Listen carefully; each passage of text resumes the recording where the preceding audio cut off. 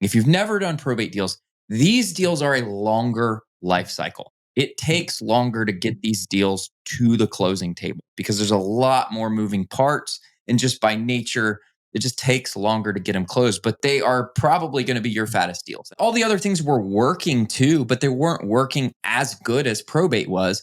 So I'm like, wait a second. It's the 80-20 principle, right? Like, why am I doing all these other things? Why don't I just focus on this one thing and get really good at it? And that's what I did.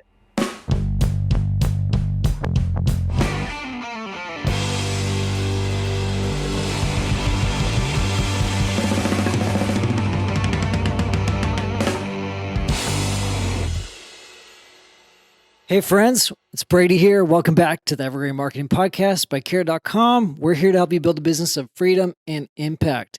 I want to introduce you to a new friend of Carrot. Well, new friend to me, but not a new friend to Carrot. Been with Carrot a while, known Trevor for a while. Mr. Brad Woodall, welcome to the podcast, man. Hey, Brady, thanks for having me, man. Appreciate that. Yeah, I'm glad to hop on, man. We've been talking in the Facebook group. We've been super active in the Facebook community and hopping on the live shows and implementing the things we're teaching for a long time. And you've been getting results, dude. So I'm really excited to dive in. Anybody listening, what we're talking about is probate. So Brad has been the probate guy for at least 6 years, been investing about 8 years or so. Done over 250 deals, well over 250 deals, millions of dollars in revenue from those deals. But we're going to break down kind of what he's learned and what's working, what marketing is working, so that you can take what you want from that and you can be the probate guy if you want to. So it's got some really interesting business models and really interesting things he's doing on the lead gen front that I think a lot of people could learn from. So we're just going to break it all down and get into it, man. Let's do it. Sweet. So give me a little bit of context. Why have you niched down on probate, and how did you become the probate guy? Why is this your shtick? So, I've done all the deal types, right? Like I started doing direct seller marketing in 2016, and I've done all the marketing channels and found what I liked and what I don't like. I don't like cold calling. I don't like SMS texting. I like an inbound guy, like direct mail and online marketing is like what we're good at, right? And then what I also did is years ago, I kind of analyzed my business because I was doing all the different things, right? I was doing, tax delinquents and pre foreclosures and driving for dollars. And I was doing probates and all the things. And I looked at my business and I was doing, kind of an analysis of my business. And I'm like, wait a second. Like a lot of my revenue comes from probate. Like these are my best deals. Even my internet leads that I'm getting, like PPC deals and SEO leads, they end up they're actually probate deals, right? But they come to us through the website, and they are our best deals. And because we've been doing them for years, and I mentioned this offline, but I've had my team's been with me for many years. My leads manager Missy has worked for me for 6.5 years now, and my acquisitions guy's been with me for 5. Like we're like masters at these deals. We know how to work these deals. We know what goes through the seller's minds when they're going through these types of deals. We know how to market to them. I've experimented with all the different copy and the different postcards and the letters and when to mail, when to not. Like I figured all this out. And then the online world, I figured out, obviously we'll get into this, but I do a lot of video content and that's huge, right? And I've, through all my years of educating myself on one of my big kind of people that's really influenced me is Frank Kern and his intent-based branding, right? Huge, right? I've been a Frank Kern follower for years. And I just try to implement all of that in my business and make it relatable to sellers, right? And get in their minds. This is all a psychology game, right? Getting in their minds, understanding what makes them tick. And in the probate realm, we've become masters at that. And they're like just killer deals, right? So I will say, if someone's getting in, I'm going to put this caveat with anything. If you've never done probate deals, these deals are a longer life cycle. It takes longer to get these deals to the closing table because there's a lot more moving parts. And just by nature, it just takes longer to get them closed, but they are probably going to be your fattest deals. And I think you talk to any real estate investor, they'll probably tell you some of their fattest deals were probate inheritance deals. Interesting. Has that been the I mean, obviously, it sounds like that's been the case for you when you looked at your business and you're like, these are the fattest deals. I'm gonna Right. go all in on this." Yeah. And we were Nice. spinning our wheels and all the other things, and all the other things were working too, but they weren't working as good as probate was. So I'm like, wait a second. It's the 80-20 principle, right? Like, why am I doing all these other things? Why don't I just focus on this one thing and get really good at it? Right. And that's what I did. Sweet, man. So you got two different things cooking right now. You've got um probatehouseguy.com, which is your site for sellers No. and for excuse me, your site for investors and agents. Okay. You know what? Let me you explain the two different things you have Sure. cooking because I'm gonna botch it. I keep mixing them up. Fine. So I've done two different brands, right? So Probate House Guy is like my agent and seller facing brand, right? And that is like a helper to Probate Resource. So probateresource.com, I launched that. Originally, I launched it as Georgia Probate Resource probably 2.5, 3 years ago. And then I was doing a lot of video content and we were doing a lot of keyword based stuff around probate and creating all this content to help people through the probate process, right? Not just maybe necessarily about selling their house, but all the other aspects of probate that they have to deal with while also selling their house, right? And I made all this content and I said, wait a second, like this stuff is applicable all over the US. Why am I just, why am I nailing myself down to just Georgia? So I went and actually bought the domain Probate Resource from a lady, an investor, like kind of a retired investor, and she'd owned this domain. I had to pay her $4,000 for this domain, bought it, and basically has been building out probateresource.com, the national brand, for a little over a year now. And it's all online focused, content focused, just to help people through probate. So that's like all of that copy, everything is all speaking to sellers and people going through the probate process. So I've got those two brands. And basically, the reason I created Probate House Guy is because I'm getting these leads and deals all over the country. And I can't be everywhere at all times. I don't have a team everywhere. So I need partners and boots on the ground to, whether it's agents or investors, to JV on these deals with me in these markets because I'm generating these leads online. And then I'm also, I will help them do their direct mail. If they want to be their little expert in their market and maybe be one of our little experts in the market, I'll do their marketing for them. I'll do all the direct mail. I've been doing that for years. I know how to do all that stuff. Right. So that's kind of how that works in a nutshell. Nice, man. So you're the probate guy. Tell me about your team structure. Like you just said, you've had your acquisitions guy for a while. You have somebody who does a lot of the implementation on the website and helps you with your content. Yep. That's pretty cool. You've been able to like retain this small team. Kind of walk me through what your team looks like and how you've been able to have people stick around. Yeah, yeah. So, obviously, being a good boss, right? Like, I see so many guys, and this is a balance, right? When you're managing a business, you have to manage KPIs, and you got to hire the right people. So, I put a lot of effort being in masterminds, learning about hiring the right people. So, I put a lot of effort in understanding personality profiles, and I've lost a couple people over the years. They've just moved on to better things, and that's okay, right? And I've no fault to them for that. They've gotten better opportunities, and so my team right now is me, and I'm still very much involved in the business. I'm just kind of I manage all the marketing and the like 30,000 foot like strategy of how we're going to take the business and all that. I don't talk to sellers anymore. I don't really go on appointments anymore. Like, I don't do any of that, right? So I have a leads manager. It's been with me for 6.5 years. She answers all of our calls, does all of our follow up.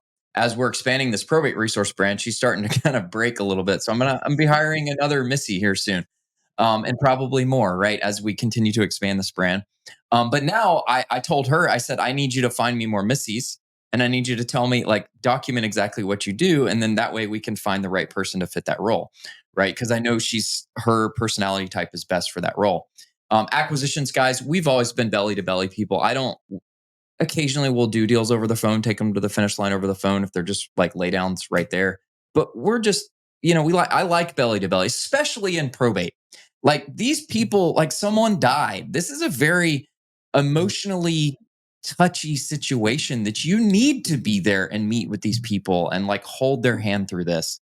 And if you do that, I've bought deals for way less money than my competitors have and made way more money on these deals just because we actually cared about the seller and actually did the right thing for the seller. And we weren't just there to be another transaction. We were there to like help them solve their problems, right?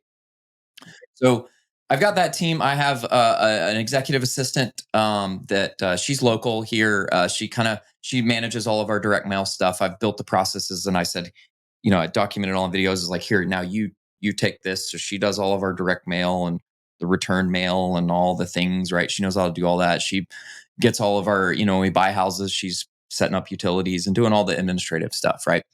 Handles our closing coordination, all that sort of stuff. And then I have a lady in the Philippines that helps me with my website. She's a rock star. She was referred to me by another friend out of Dallas Fort Worth, and she was doing work on her website. And I saw what she did, and I was at a mastermind meeting, and I said, "Hey, I need someone like I need a marketing assistant. Like I have the strategy here in my head. Like I know what I want to do. I don't have the time to sit there and go and carrot and like change all the things and build the pages. Like I don't have time to do that, right? So I need somebody to just do that and just say, "Hey, I want you to build me a page that does this," right? So that's what I hired her for. And I saw what she did to my friend's website, and I was like, "This is great." I hired her on. I mean, she would hit the ground running 100 miles an hour, right? She's awesome. So I have her, and then I've had some other people that I've let go. I scaled the team back a few years ago. I had actually two leads managers at one point, and kind of scaled that back a few years ago, let her go. So that's kind of my team. And just we're going to continue to build that out a little bit more, but try to stay lean and small. Like I'm purposely growing this slowly because some investors like go in full steam ahead and they hire and they hire and they hire and they hire and they hire. And before they know it, they have like a team of like 10 or 15 people. And they realize that, and I've talked to a lot of them masterminds, they're like, wait a second, I can run this company with six instead of 12. Like, why am I? But they just get so busy and they're so moving ahead at 1,000 miles an hour. They just like things slip through the cracks and they're just hiring and hiring and hiring. And then they realize, like, oh, wait, I've got, $100,000 a month in payroll or whatever it is, right? Oh, Yeah, moving too fast, growing too fast. right. Okay, so talk about your team. We talked about your team structure. I want to dig into the marketing, but I think first, I'd love to hear about your, I don't even know if I would call it negotiation, but I want to hear about your negotiation process and kind of your approach to working these probate leads. Tell me, like, walk me through a conversation with a probate lead. What works well for you, and kind of how do you position your offers? Yeah. So we look at every deal through the lens of like what's the highest and best use of that deal, right? Like I mentioned offline just now, before we got on this, I just got a listing referral. I'm an agent. I'm a licensed agent. I'm actually about to go over the winter during the like December when it's slower. I'm going to go get my broker's license. But I if it makes better sense to go retail for the seller, we don't try to like shove a square peg into a round hole, right? So we get the leads in. What I do though is our copy and our advertising speaks to the sellers well. So we're booking appointments on about 35% of the leads that we get. We're booking appointment. And then my acquisitions manager is closing at like 40% of the appointments he goes. It's like really killer. But it's because we're so selective about the leads we get. Our response rates on our direct mail are considered low, but the responses we do get are the good responses that we want. We don't want the tire kickers. And I've also found through my marketing is there's certain segments of probate that we actually just don't even like within the first 30 days when they filed. We don't even like people think, oh, you got to be quick to the punch and you got to get these deals. Like they filed for probate. These people have so much going on. They don't have time to deal with selling the house within the first 30 days. They got 1,000 other things to do. Through my data and my analysis, I found that's like in the first 30 days since I filed for probate, it doesn't even matter. Like they're not, your likelihood of getting a deal is very low, right? So we don't even bother with that. So then I focus on my copy, on my cards, and I speak to their pain points.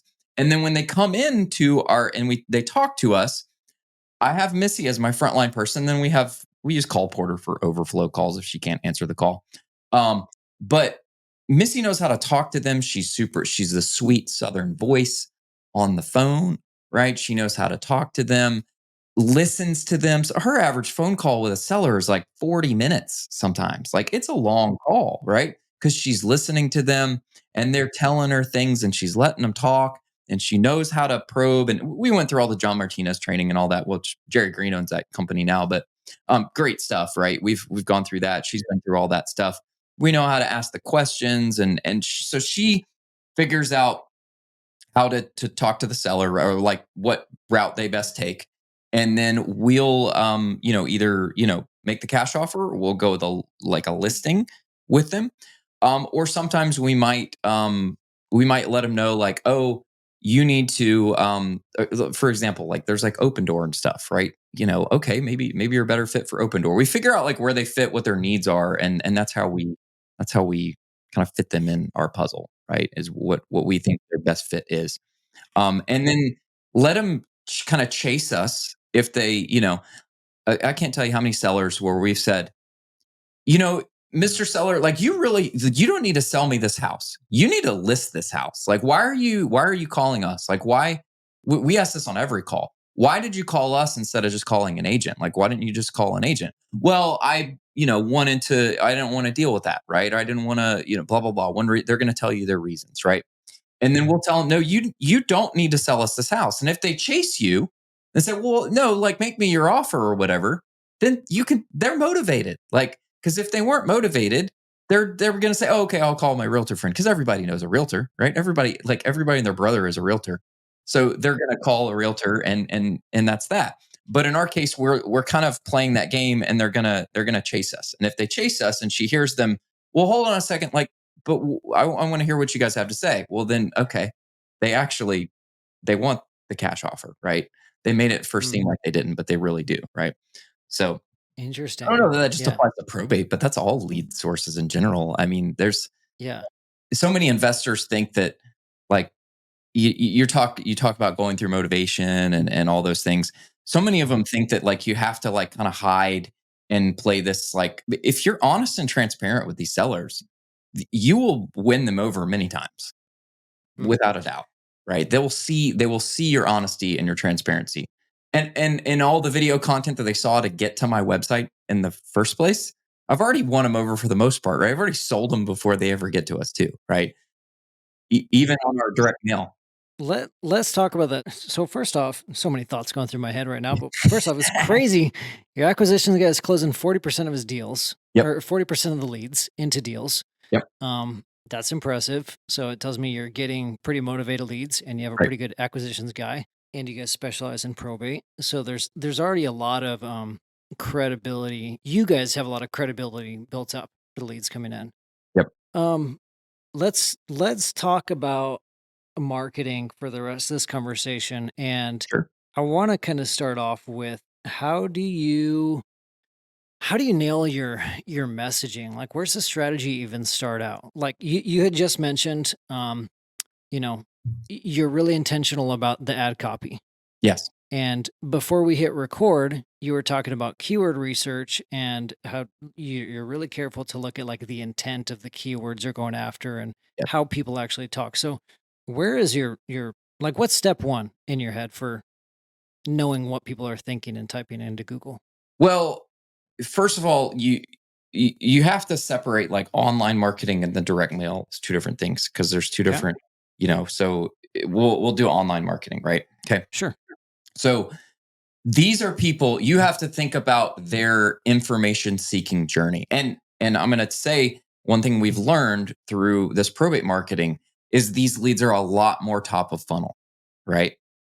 And there's ways that we capture them, and retargeting is huge in this because they are going to sell that house, right?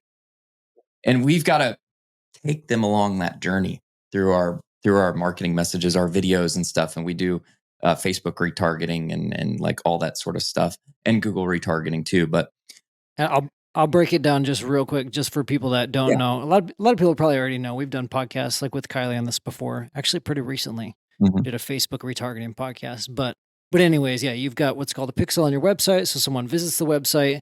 If they didn't turn into a lead, you're following up with them with Facebook ads. You're showing up in their feed, showing them videos, giving them content, and yeah, etc. Yeah. So that's Yeah. super important. Okay. For sure. So you have to do that, but you also have to think about their journey. What are the things that, because if they're searching these things, they are going through probate. Otherwise, they wouldn't be searching these things. For example, like um, capital gains taxes on an inherited house. That is like the number one searched topic. So we built a whole page within our website specific to tax questions. And in our Google pay-per-click, we have a specific tax landing page. And I went and shot some content with my CPA that I've had for years. And we put together some stuff. The reality is most people between step up and basis and the estate tax exemptions, the average American never pays any capital gains taxes on an estate, like ever, right? Mhm. Because as of this year, it is stepping back down, but as of this year, it's like $13 million is the estate tax exemption threshold. Next year, it's going to step back down to like 8 million. But most Yeah. Americans don't have assets more than they don't have $8 million worth of assets. They Yeah. have probably less Yeah. than a million, right? So Uh-huh. you're never going to hit that threshold. Plus, step up in basis when someone dies, the value of their assets automatically step up to whatever the current market value is as of the date of the death. So if you sell Yeah. it within 6 months, you likely don't have a capital gain anyways, right? You might even have capital loss. Yeah. So we have a whole page specific to that, right? But the thing is none of those people are going to be, they're not super motivated to sell a house today, right? They're just researching this. But we pixeled them, we captured them. And now over the course of the next 6 months, we're serving them up different videos. And I'm trying to send them down different paths, right? Based on I'm trying to catch them with a hook about, you know, whatever, selling a house as it like inherited house as is. Like I'm trying to get them down these different paths or how do I improve my house to sell an inherited, like we're throwing these videos and trying to capture them down to figure out what bucket or what Plinko, thing they're going to drop down. Yeah. Yeah. Right. That's a Right. good way to think about it. The Plinko. Yeah. It's like Yeah. Plinko, like which slot are they going to drop down? Right. So we serve them Uh-huh. up the different content to try to see where they're going to, cause one of them may like watch this piece, but they may not watch this video over here. So we're sending them down those paths. Right. So there's that piece, and then there's other stuff like, dealing with a difficult sibling. So I have like video content around all of that stuff, right? And I Yeah. just sat down and I used your keyword explorer. I also used the one in Google, right? And I Yeah. searched, typed in probate and inherited house, and like just looked at all the questions people ask, and I made videos for all that. And then as we started getting traffic to our website, and I'm seeing the search traffic to our website, oh, I don't have a video or a topic for this. And I made a video for that. And I mean, now here we are, like, 2 years later, basically, some of these I've done 4 or 5 videos kind of on the same topic, but just slightly differently worded and slightly different messaging in it. But it's essentially covering the same thing to capture Mhm. all the different ways they might be searching for that question. Right. Yeah. Yeah. So that's kind of what we do with the video content for that is to get it there, and then all that gets converted into blog art. I use your video, y'all's your transcription thing, right? And we turn them into blog articles, and then I have my virtual assistant.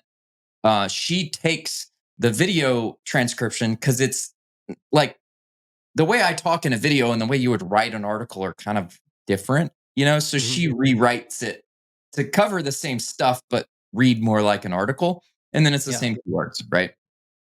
Nice. Okay. I I thought about digging more into the keyword research you're doing, but I don't want to overcomplicate it for people.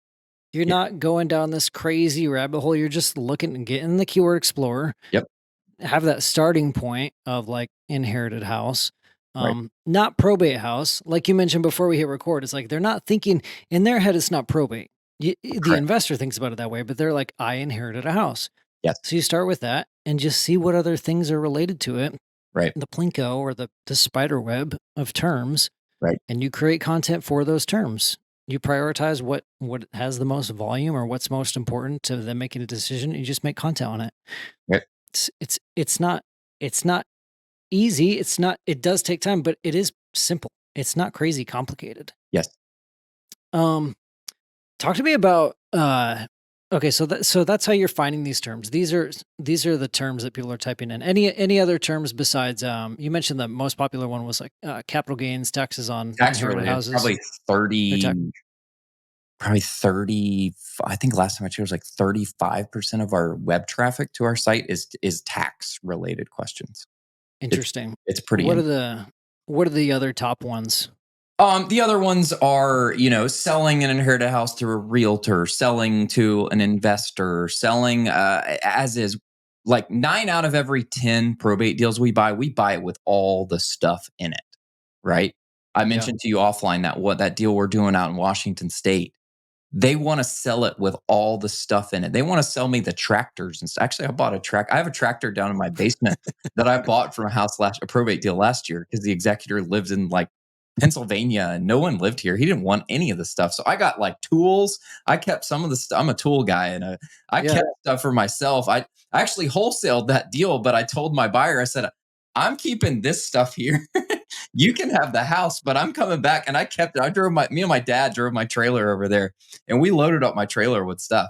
I got a $1,500 Rikon bandsaw for my wood shop from this house, Yeah. you That's know? awesome. So, anyways, this house in Washington, it's full of stuff. There's 2 tractors, there's a whole barn full of stuff. The house is full of furniture, and the people who inherited it live in Texas. They don't want any of this stuff, and to them, Yeah. that's a burden to deal with it. So we talk about, selling a house with all the things in it, right? Like, not hoarder house, but, like, dealing I have videos about having estate sales, right? So I did a whole Yeah. like video series about having estate sales, and basically the way I try to steer them in the video is like, you can have an estate sale, but it's kind of a pain in the butt. It's easier if you just sell the house as is with everything in it. We'll buy it. So Yeah. I kind of Yeah. do that in my videos too. And I've actually gotten a lot of leads from that where they're like, I watched your video about, I did one, some lady called us about, I was like, how to sell inherited tools, right? And I did a whole video Mm. about that, right? These people probably, if they got tools, there's probably a house too, you know? So So, those types of content, like how to sell inherited tools and how to run an estate sale. Are the leads directly coming from videos or blog posts like that, or do those just help the people who have already landed on your site? well, but both, right? We'll Yeah. clip some of those, we'll snip some of those up and use them in the retargeting stuff, right? Uh huh. But then the long form stuff, the keyword base, we're using them both for SEO on video SEO, written SEO, and we're running paid ads to those long tail keywords, right? And there's Hmm. the paid ads are so cheap to those keywords because they're so specific and the traffic is so small to those that you're Hmm. paying. You can basically bid like a penny on them, on pay per click. Like you can bid next to nothing on them and That's and crazy. and get traffic to them. They're really really cheap.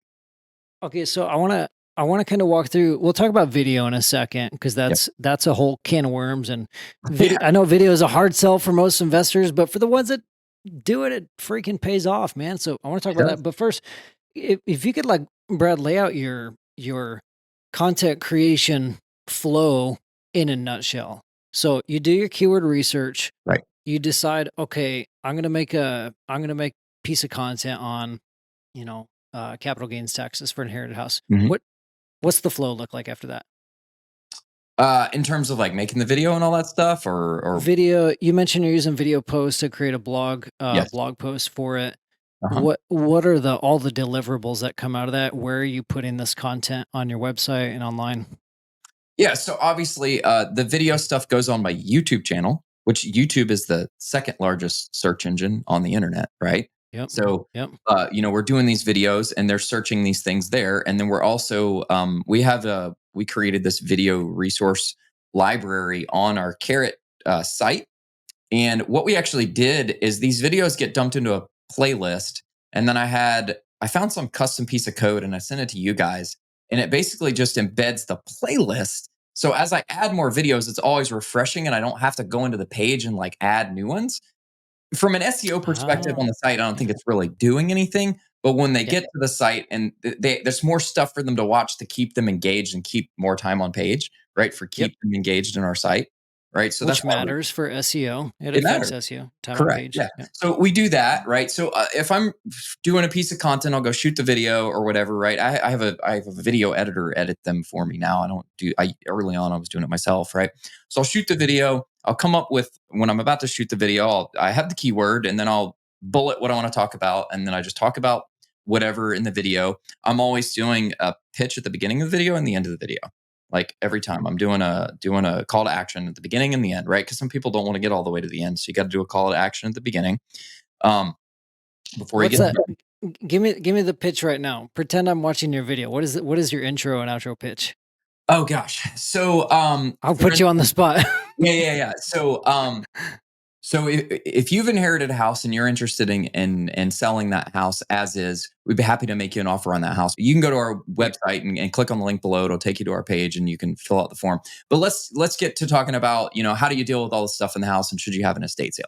Well, da da da da, and I'll go through the video and at the end I'll say, and if you don't want to mess with any of that and you just want to sell the house as is with all the stuff in it, 9 out of every 10 houses we buy have all the stuff in it. So if you're interested in getting an offer from us to sell the house with all the things in it, you take what you want, leave the rest behind. You can go to our website, below, click on the link below, blah blah blah. Right. So that's kind of how we pitch it. So that's probably a little rusty. No, I love that. It had all the magic elements in it. It had Yeah. how does it make their life better? Like what's the unique selling proposition? How can Yep. really clearly how can you help them?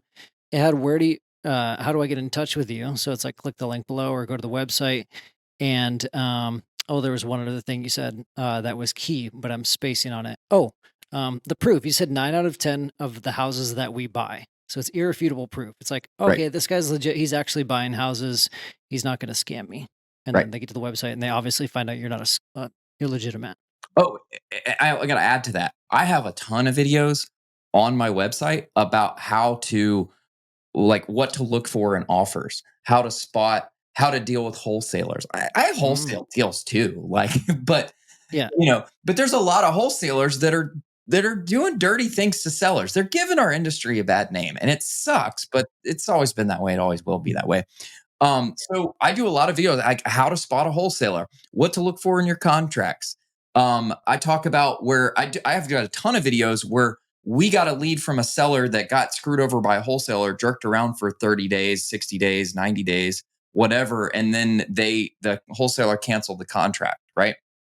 So I have a whole bunch of content around that, about that because it happens every day. So I'm talking to all the things that the seller that's going through a seller's mind. I'm thinking about all the things that they'd be thinking about, and I think about their journey through the process, and okay, God, when can I sell the house in probate? Right, you can't sell a house right away in probate. When can I sell the house in probate is another big one, right?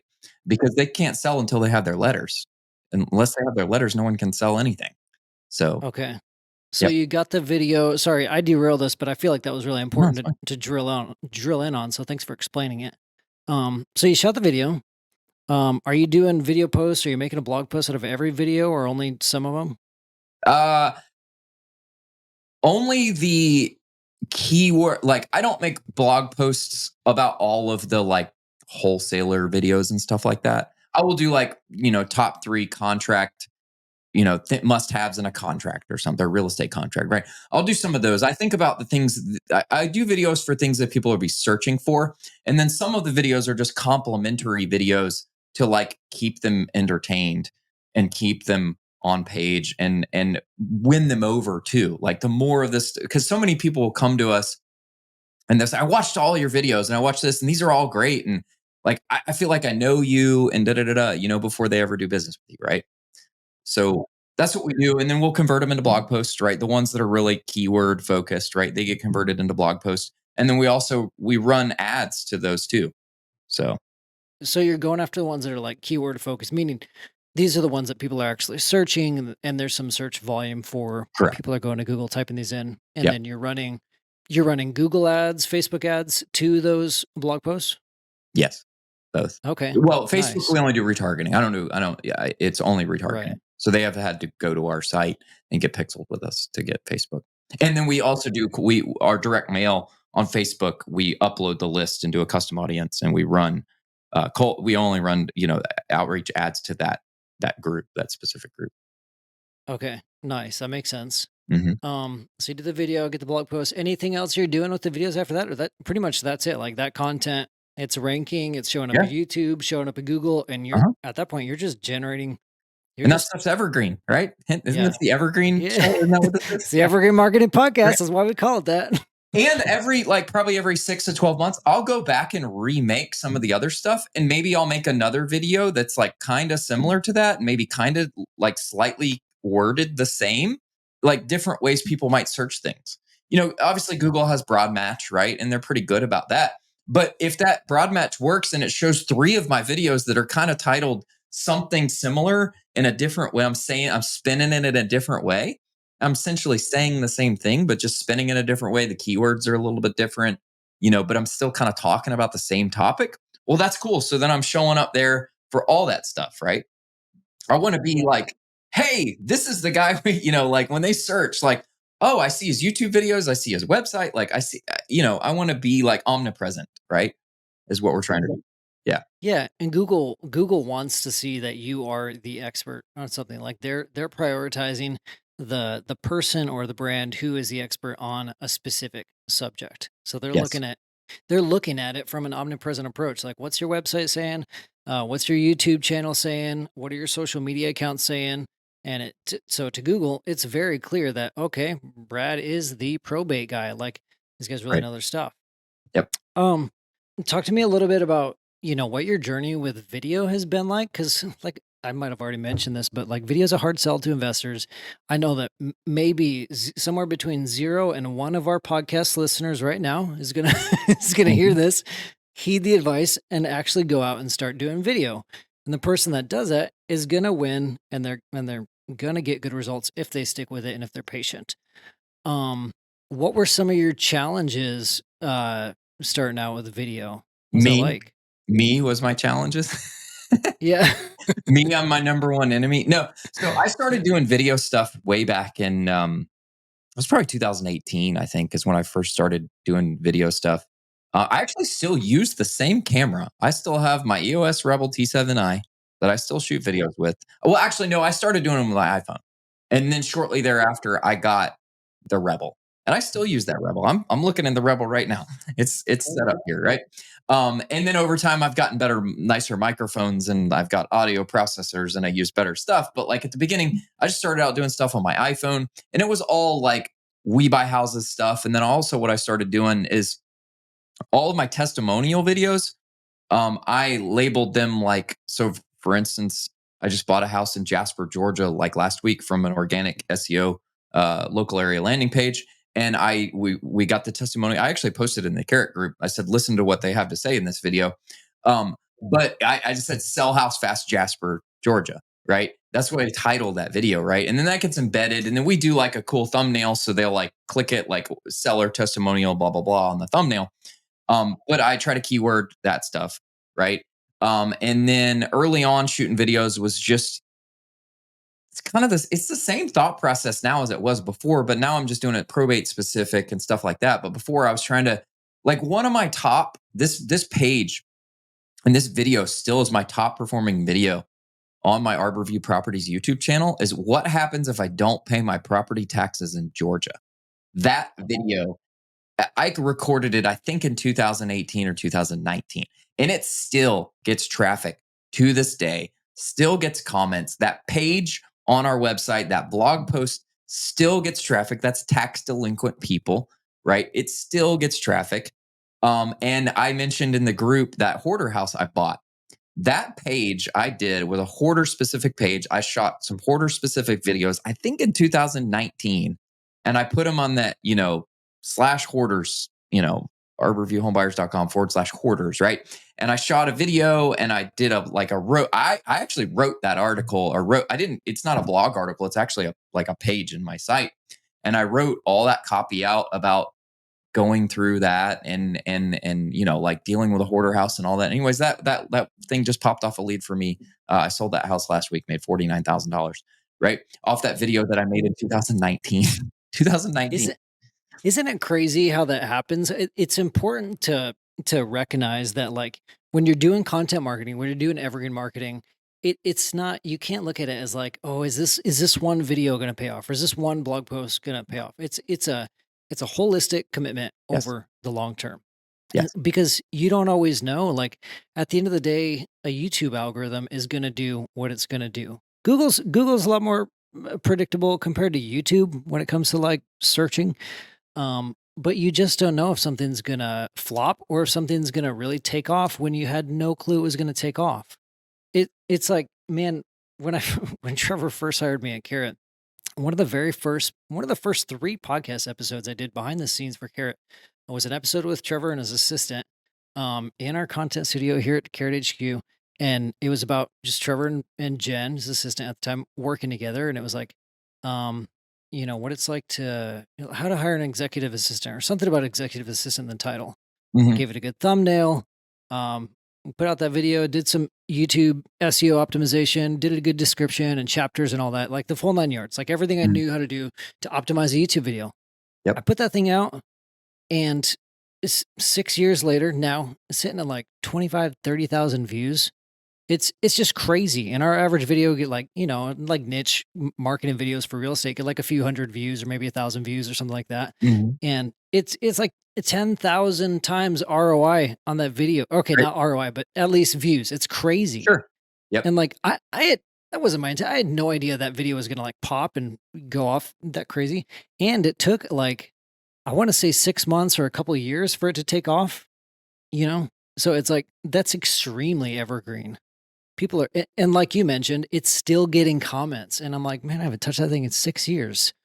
It's just a video sitting out there. It anyways, it's just crazy. I feel like if people really recognize that, if they hear what you're talking about, what I'm talking about with these videos, maybe they'll start to latch on to like, "Oh, wow. You could do that video once, put the energy in one time, and it's gonna pay off for years to come." Like, Yep. that's insane, man. And if you make a few other videos kinda like it, right? Maybe one of those will pop off too, you know? And Yep. then or I've gone back and reshot some of my old stuff. So I was like, "God, that is terrible." I'm just gonna make a new video.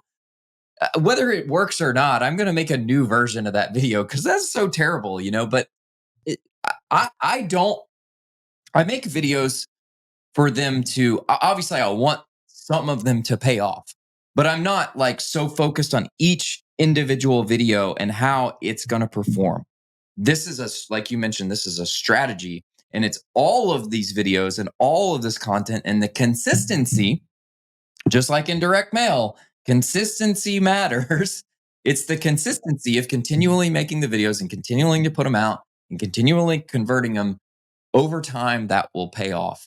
And then it will pay because I would actually like to get to the point where in the next few years that I can just turn off all paid marketing and I could just sit around for years and just get free SEO leads. And maybe I'll just answer the phone, right? Like, I don't know, maybe, whenever I get tired of this will still keep, producing stuff into the future, right? That's what I want. So, It works, man. I remember talking with Keith Sant a while back. A lot of people listening that they know Keith's friend of mhm. Carrot has been on the podcast many times. Yep. And there was a point where there was a point he's running PPC now and doing a couple other inbound things, but for the most part, it's like it's just all SEO leads.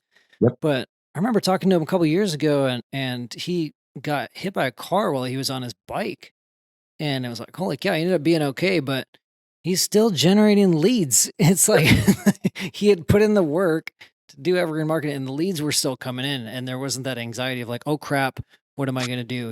Leads were just coming in and Right. he could have Yeah. people close them. For sure. So And actually, I it's mentioned crazy. this on some of the other podcasts, and I won't get too deep into this, but I was still generating leads. So my in 2022, my youngest son was diagnosed with a brain tumor, and he actually passed away earlier this year. So from 2022, during 17 months of his battle, I was kind of not really engaged in the bit. I was checking in with my team, but like the website was still generating leads, and we were still doing deals, right? Through that whole time of this, like you talked about with Keith and the bike accident and all that stuff.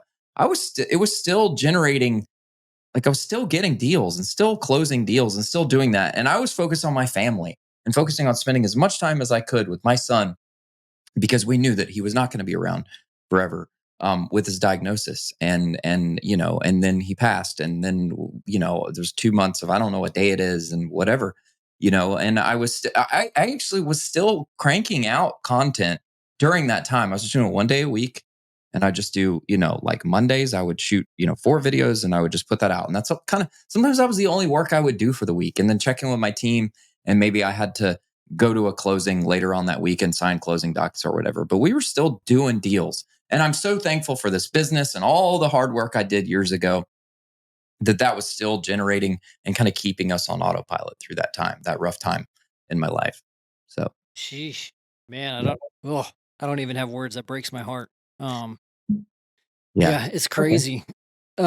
But yeah, it's real, man. Like that's what I started this podcast, start off every podcast with like, we're here to help you build a business of freedom and impact. Like we mean that, and it's I'm super sorry for you going through that. I hate that you guys had to go through that, but um that's why we do this. Like that's why we talk about. That's why we're so passionate and fired up about all this nerdy freaking marketing, because it allows you the headspace and the freedom to have your life keep going and not have to put everything on hold. Your business can keep going. Right. That's why we'll keep teaching evergreen marketing, as long as we can, because of that. That's Yes. just crazy, man. Yes. Man. Love it. Is there anything we'll kind of bring it to a close the next few minutes here. Is there anything you want to mention around like the nerdy stuff around the technical stuff around like video optimization or like getting out of your own head? Anything like that? Anything that's working really well for you? Yeah. Well, if you're thinking about starting to do video, like I mentioned this to you offline, but no one cares what you look like. All they care about is your content speaking to them. As long as your message is speaking to them and you're creating genuinely helpful content, not shallow content, but like genuinely helpful content that's answering their question, right? And solving their problem. They don't care what you look like. They don't care what shirt you're wearing. Like sometimes I'll do a video and my hair's messed up. Like I don't go try to make myself look awesome. And, none of that really actually matters at the end of the day. What matters is like, if you're genuine in your videos, people will see that. And the more raw it is, the better. Now you're gonna slip up and you're gonna cough or whatever, and you edit that little bit out or whatever. But for the most part, just focus on the seller. If you're making content, just focus on the seller. Make everything about them. And if you make it about them, it'll pay off. But if you make it all about you and tooting your own horn and how we're the greatest company in the world since sliced bread, it's probably not going to work out for you, right? Just do it and make the videos. And as you do more, you'll get better. You'll get better at talking in front of the camera. You'll get better at. I'm still bad about looking at the camera. I like want to look down at my computer screen and I catch myself, right. Like I'm a sticky note. Like look here. Like you got to do that. You get better at it over time. Don't worry about it. You can always remake that video later in the future if you don't like it, right? But you'll be surprised. Some of those old crappy videos actually are going to be your best performing videos. So They're going to be your best performance because they're authentic and they're real, and you yes, never want to go back and delete or get rid of your old stuff just because right. it didn't look great, or it's just going to help Yes, build equity online. for So sure. yeah, I love what you said. I agree with every part of it, man. Nobody gets to do video or podcast without going through that crappy beginning phase of like, I just suck. Some Right. people have a little bit more natural ability than others. And it's a little bit easier, but for the most part, everybody goes through that phase of like, wow, this is super awkward, uncomfortable, and I hate the way I sound. I hate the way I look. I Right. still feel I don't listen to my own podcast. I don't listen to these, man. I hate listening to my own voice. And people be like, "Oh, Brady, you have such a great podcast voice." I'm like, "Oh, I can't So watch my own content." soothing. I feel great listening to you, Ray. Yeah, I like listen to you smooth every week. jazz. I listen You and to it my all wife. day. It comes out, on what day? What days is it released? Is it Mondays or Wednesdays?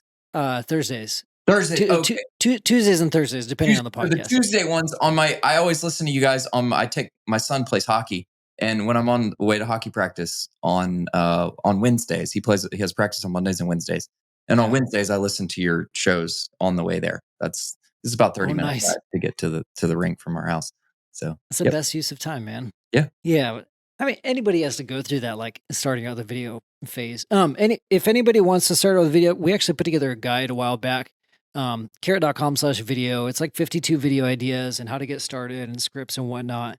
I'll just throw that out as a side freebie, but, um, last thing I wanna talk about, I'm kinda bouncing around here, but you talked about negotiation, kinda how you position your offer. Is there any advice you would give on, like, the psychology of someone who inherited a house, like tips on how to like connect emotionally, have empathy, things like that you've learned along the way?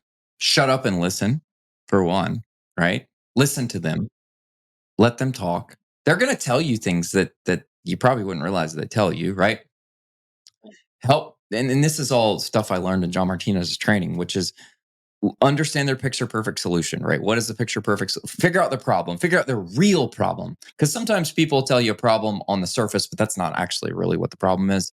The real problem is like, their brother's a pain that they still hold a grudge against their brother because he like called him a bad name in like third grade or something, like there's that family animosity, right? And solving that problem or, figure out what the real problem is, right? Okay. And then now you tailor your solution to solve their problem. And then you help them picture in their mind how your solution gets them to their picture perfect resolution, whatever that is, right? If I sell this house, I no longer have to deal with it, and I get to move to, Dallas, Texas to be with my grandmother or whatever that is, right? They're going to tell you that, like, oh, I'm really trying to get with my grandmother. Oh, you must like your grandmother, like, and listen to them, and then be real empathetic. Don't. So obviously, I mentioned, we talked about, my son passing, right? So many people are like, oh, sorry about your loss, right? Like that's all people know what to say, but like, oh, that must be terrible. I can't imagine, what that's like. Like, think about what you're gonna say. Don't just say sorry about your loss. I hear that so many times, and it's like, just don't say anything at all. Like this is kind of having been through it, right? Think about like how you can ask them about their loved one, or you don't want to poke too far because some people kind of get rubbed the wrong way about that, like you're getting too personal. But there's a way to like empathize with them and maybe say something nice. And Missy's really good about that. Like she's a woman for one thing. It's got the woman's touch, right? She knows how to like really talk to people, and she's a southern voice, right? The But you southern gotta voice and the pace, the slower the pace and slower the pace. southern accent is, Yes. like, so disarming, and so Right. yeah, it's Yes. almost cheating. Yeah. So do that sort of thing. And if you haven't gone through a sales training, right, go through a sales training program. You're going to learn so much there. But then you have to treat, especially probate deals, you have to treat them with kid gloves, as they say. Like you've got, like, this is a very emotionally fragile situation, and you have to like help. And there's going to be a lot of problems. Like I said, buying it with all the stuff in it. A lot of people think they have to clean it out, but the reality is they only want like four things out of the house. They don't want the rest of the stuff. Like they want those four things, right? So you help them. Oh, can you get those things out of the house or whatever? Or, I mean, more times than not, we're dealing with a sibling that's being difficult. So we have to like almost act as like a mediator between the families and like help them come to an agreement. Some of them are on the verge of suing each other. And you're like, you understand that if you guys sue each other, the only person that's going to win is the attorney. Like they're going to be the winners of that. They're going to make all the money, and you're going to be back. And then 5 years from now, you're going to still hate your sister for like over, mom's whatever, right? You have to maybe to go through some therapy, watch some therapy videos, and especially if you're if you're doing probate deals, you're going to have to be a therapist. Sometimes you're going to have to wear your therapist hat for sure, 100%. So Yeah, you're gonna have to be the therapist and the mediator. That's yes, good sometimes advice, you will. man. Hmm. That's good advice. Yeah, it's funny, man. John, the podcast that we've done with John Martinez, it's been a long time because I know Jerry Green runs the He's thing like now, but retired now. yeah, He's a he's business living up, broker man. now. Yeah, but some of his podcasts are like our most downloaded podcasts, the ones that we've done with John a while back. But yeah, man, um, that's gold. This is really good. I feel like this is I feel like we kind of laid out a clear roadmap for people that are wanting to like really go all in on probate. I'm sure we could go on about this for days, but this is really good stuff, man. I appreciate you being honest and transparent and sharing this for people that want to get into it. Yeah, no problem. Love to. I learned everything I knew in this business. I learned through reading books and podcasts, right? And just the school of hard knocks, just doing deals and podcasts, probably podcasts, YouTube, and God, I remember watching Phil Pustiovsky YouTube videos back in the day. I don't even know what he's doing anymore, but that was like one of my first like YouTuber guys I followed to do, real estate deals back in the day. So yeah, I mean, just now I love to just pay it forward, right? So, and that's why we created the Probate House Guy kind of YouTube channel and brand, talking to investors and agents, was like, I want to help people like become experts in the probate world. And then if this all sounds complicated, then we'll just do their marketing for them, right? If you just want to pay us to do your marketing for you, then we'll do that for you. So, or I can teach you how to be your probate expert in your market, right? Well, I love that, man. Well, I'll call it a wrap there. If you guys do want to be the probate expert, if you're serious about probate, if you want bigger, fatter deals and you want to niche down on that, go to probatehouseguy.com, right? That's correct. Okay, I finally got it right. You got it. Go to probatehouseguy.com, connect with Brad. JV deals with Brad. He'd love to help you out. But if you got value out of this, leave us a review, share with a friend, and thanks everybody for listening. And we'll see you on the next episode.